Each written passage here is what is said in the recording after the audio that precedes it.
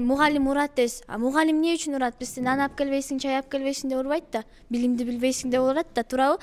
Ошонун баары бир бала өзүнүн укугун билбейт. Анан ата эненин туура тармакка эле Өзүнүн укугу кандай болуш керек?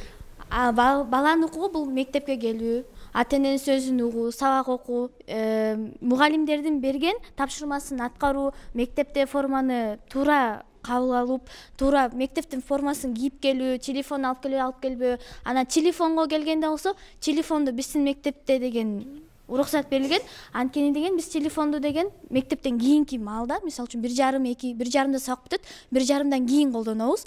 Андан кийин дагы телефондон биз туура багытты алабыз. Туура жактын кээ бир балдар бар, мейли туура эмес багытты. Телефонуңар тышта калат да, немеде? Постто. Жок, сумкабыз салат өчүрүп коебуз. Колуңарда эле? Ооба. Колдонуп атып кармалып калсаңар, мугалимдер эмне кылат? Алып коет телефонду. Алып коюшат. Бербейт, Эми биз колдонгондо сабак учурунда колдонбойбуз да. Ошондуктан. Жок, ошол сабак учурунда колдонуп атып кармалып калсаңарчы, эмне кылышат? Алып коет. Штраф кандай? Ар кандай штраф. Кандай?